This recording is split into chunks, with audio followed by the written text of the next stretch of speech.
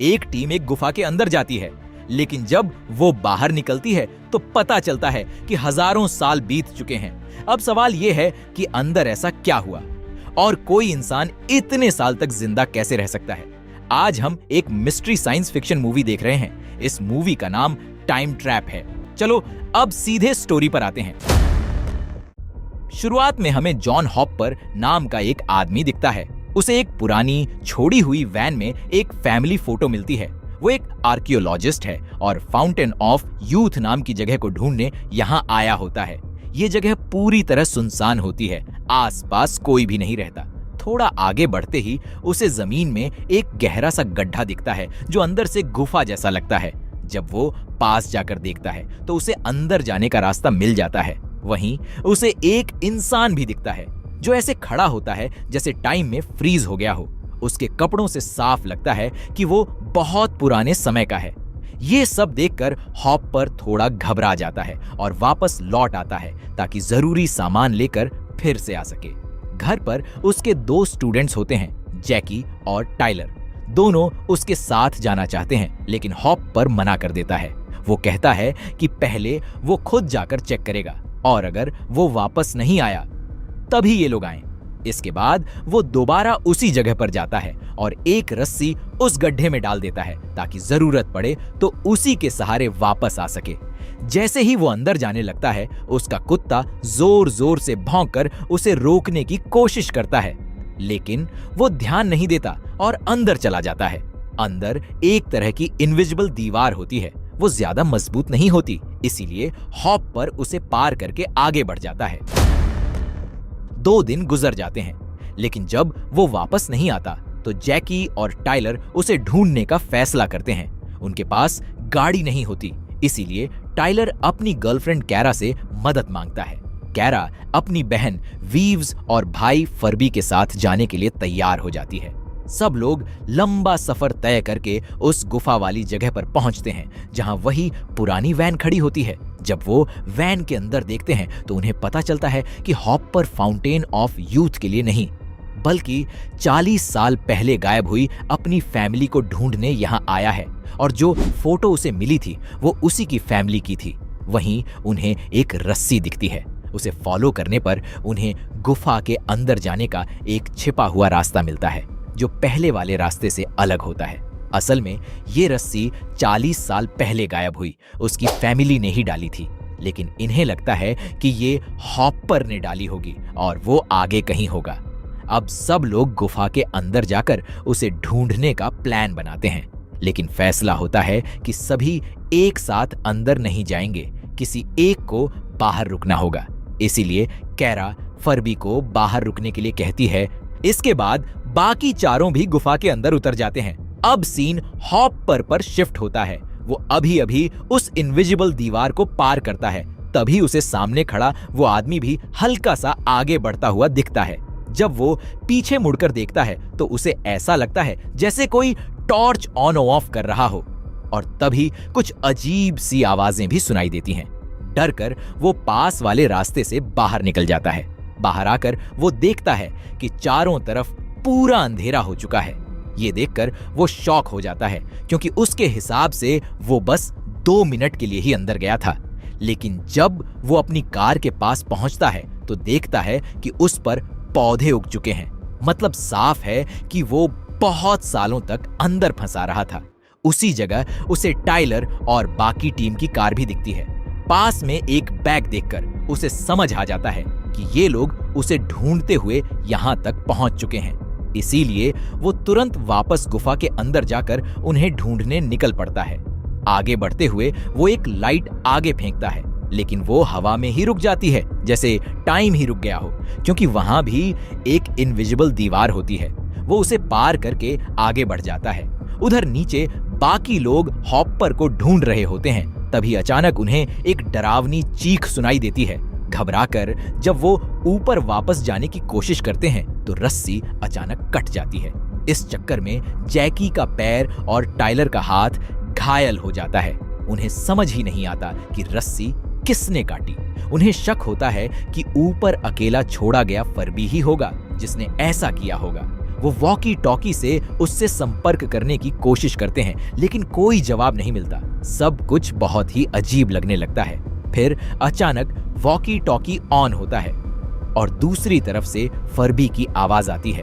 वो मदद के लिए चिल्ला रहा होता है, लेकिन सिग्नल तुरंत कट जाता है।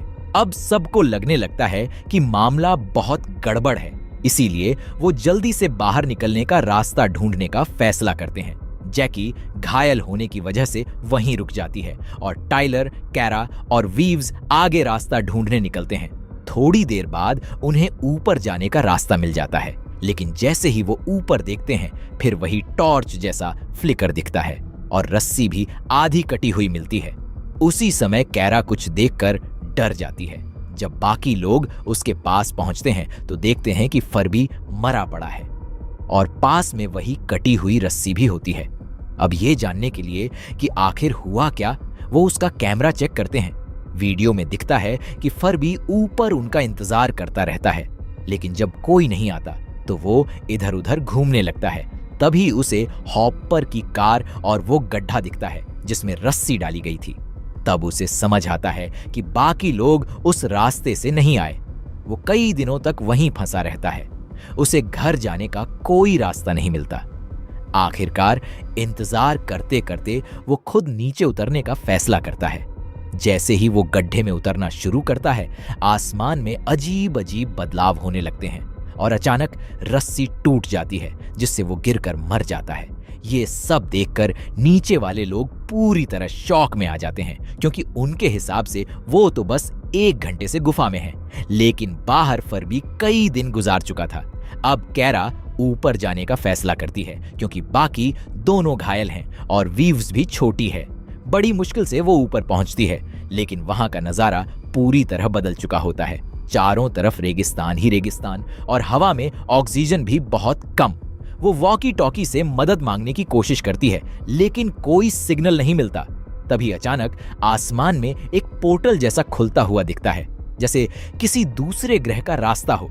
ये देखकर वो डर जाती है और तुरंत वापस नीचे आ जाती है।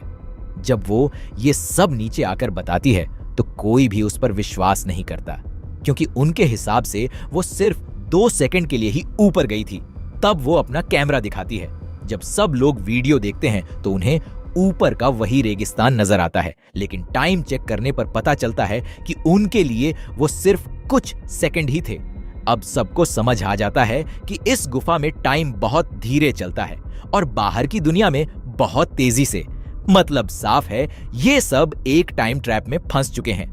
जो टॉर्च जैसा फ्लिकर दिख रहा था, वो असल में बाहर दिन रात के बहुत तेजी से बदलने की वजह से था, और शुरुआत में जो आदमी फ्रीज हुआ दिखा था, वो भी इसी वजह से था। गुफा के अंदर टाइम इतना स्लो था कि वो लगभग रुका हुआ लग रहा था। आखिर में वो फर्बी का रेडियो चेक करते हैं और देखते हैं कि जो रेडियो पहले सही था, अब टूट चुका है। जब वो कैमरा फुटेज को आगे बढ़ाकर देखते हैं तो पता चलता है कि गिरने के बाद भी फर्बी कुछ देर तक जिंदा था और वॉकी टॉकी पर मदद मांग रहा था। लेकिन तभी एक अजीब सा गार्ड जैसा दिखने वाला आदमी वहां आता है और उसे मार देता है। ये सब देखकर सभी लोग पूरी तरह शॉक में आ जाते हैं। कैरा एक बार फिर ऊपर चढ़ने की कोशिश करती है। उधर वीव्स और जैकी फर्बी के कैमरा फुटेज को ध्यान से देखते हैं और तभी उन्हें एक बहुत बड़ा क्लू मिलता है। ऊपर जो तेजी से दिन रात बदल रहे थे, वो सिर्फ दिन रात नहीं थे, बल्कि पूरे सीजन्स बदल रहे थे। मतलब गर्मी, सर्दी, बारिश, सब कुछ। यानी साफ है, बाहर सिर्फ दिन नहीं बल्कि सालों बीत रहे हैं और ये लोग यहाँ काफी लंबे समय से फंसे हुए हैं। तभी अचानक ऊपर से एक अजीब सा ऑब्जेक्ट नीचे गिरता है, जो कुछ ही सेकंड में सीढ़ी जैसी डिवाइस में बदल जाता है। कैरा उसकी मदद से ऊपर चढ़ने लगती है, लेकिन तभी उसे एक विशाल एलियन जैसा जीव नीचे आता हुआ दिखता है। डरकर वो तुरंत वापस नीचे आ जाती है। वो जीव इंसानों से काफी बड़ा होता है। तभी एक जंगली इंसान उस पर हमला करता है, लेकिन वो उसे बड़ी आसानी से मार देता है। अब सब लोग वहां से जान बचाकर आगे भागते हैं। आगे जाकर उन्हें पानी मिलता है और थोड़ी दूरी पर एक महिला की लाश दिखती है। जैकी तुरंत पहचान लेती है, वो हॉपर की मां है जो 40 साल पहले गायब हुई थी। पास में उसके पिता की भी लाश होती है। तभी कुछ जंगली लोग हमला कर देते हैं। टाइलर उनसे लड़ता है, लेकिन आखिर में वो उसे मार देते हैं। बाकी तीनों किसी तरह छिप जाते हैं। जब खतरा टलता है तो कैरा टाइलर के पास जाती है और उसे मरा हुआ देखकर पूरी तरह टूट जाती है। तभी वही बड़ा जीव फिर से आता है, लेकिन इस बार वो हमला नहीं करता। वो पास के पानी का सैंपल लेता है। जब वो टाइलर के पास जाता है तो कैरा उसे रोकने की कोशिश करती है, लेकिन वो उसे शांत रहने का इशारा करता है और टाइलर को उठाकर उस पानी में डाल देता है। और फिर जो होता है वो हैरान कर देने वाला होता है। कुछ ही देर में टाइलर दोबारा जिंदा हो जाता है। तभी जंगली लोग फिर से हमला करने आते हैं। लड़ाई के दौरान उस जीव का हेलमेट उतर जाता है और तब सच्चाई सामने आती है। वो कोई एलियन नहीं बल्कि एक इंसान है, बस बहुत ज्यादा एडवांस्ड। उसे सांस लेने में दिक्कत हो रही होती है। टाइलर उसका हेलमेट वापस देने की कोशिश करता है, लेकिन वो टूट चुका होता है। तभी आसपास का माहौल अचानक बदल जाता है और हर तरफ हरे रंग की रोशनी फैल जाती है। वो इंसान उनकी भाषा नहीं समझ पाता, लेकिन उनकी शक्लें स्कैन करके उन्हें एक तरह की न्यूज़ दिखाता है।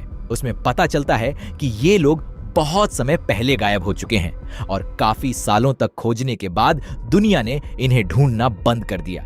और सबसे चौंकाने वाली बात, अब इंसान पृथ्वी पर रहते ही नहीं, वो स्पेस में शिफ्ट हो चुके हैं। कुछ ही देर में वो एडवांस्ड इंसान मर जाता है और अब सबको समझ आ जाता है कि वो हजारों सालों से इस गुफा में फंसे हुए हैं। बस अंदर टाइम इतना स्लो था कि उन्हें एहसास ही नहीं हुआ। अब उनके पास दो ही ऑप्शन हैं, या तो किसी तरह बाहर निकलें या फिर यहीं रहकर अपनी किस्मत मान लें। उन्हें उस आदमी की छोड़ी हुई सीढ़ी जैसी डिवाइस मिलती है। तभी उन्हें हॉपर का बैग भी मिल जाता है, जिससे कंफर्म हो जाता है कि वो यहीं कहीं आसपास है। इसीलिए वो उसे ढूंढने निकलते हैं। आगे बढ़ते हुए उन्हें कुछ लाइट्स दिखती हैं।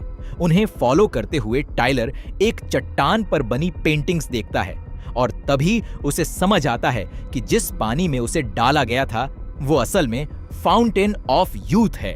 ऐसा पानी जो इंसान को फिर से जिंदा कर सकता है और उसकी उम्र बढ़ा सकता है।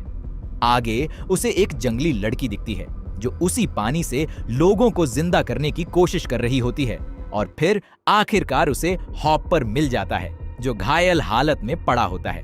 पास में कुछ लोग जैसे टाइम में फ्रीज होकर खड़े होते हैं, जिनमें हॉपर की बहन भी शामिल होती है। और वहीं एक और इनविजिबल दीवार के पार अलग अलग समय के लोग, राजा, सैनिक और जंगली लोग आपस में लड़ते हुए दिखते हैं, सब उसी फाउंटेन ऑफ यूथ के लिए। हॉपर बताता है कि गुफा के अंदर कई लेयर्स हैं और हर लेयर में टाइम और भी स्लो चलता है ताकि कोई भी इस पानी को बाहर न ले जा सके। टाइलर उसे बाहर ले जाना चाहता है, लेकिन हॉपर मना कर देता है। वो अपनी मौत को स्वीकार कर चुका होता है और टाइलर से कहता है कि वो बाकी लोगों को लेकर यहां से निकल जाए।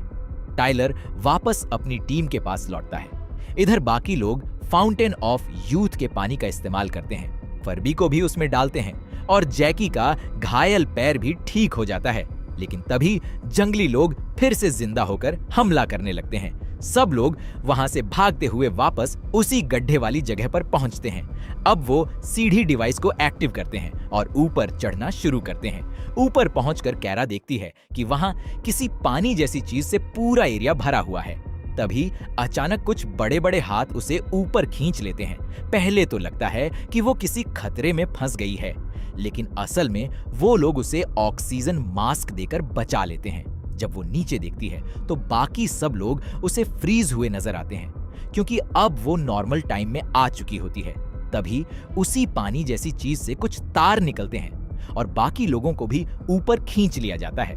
कैरा उन्हें ऊपर आने के लिए गाइड करती है और एक एक करके सभी बाहर निकल आते हैं।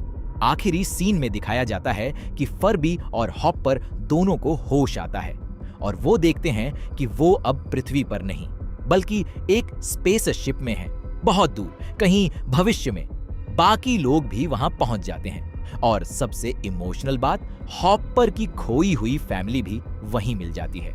अब पूरी यूनिवर्स में नॉर्मल दिखने वाले इंसान सिर्फ ये लोग ही बचे हैं, क्योंकि बाकी इंसान हजारों सालों में बदल चुके हैं और बिल्कुल अलग दिखने लगे हैं। असल में भविष्य के एडवांस्ड इंसानों ने इस गुफा को खोजा और अंदर फंसे लोगों को बचाने के लिए एक वाटर पोर्टल बनाकर उन्हें सीधे स्पेसशिप में ले आए। और यहीं इस कहानी का एंड होता है। वीडियो कैसा लगा कमेंट में जरूर बताना।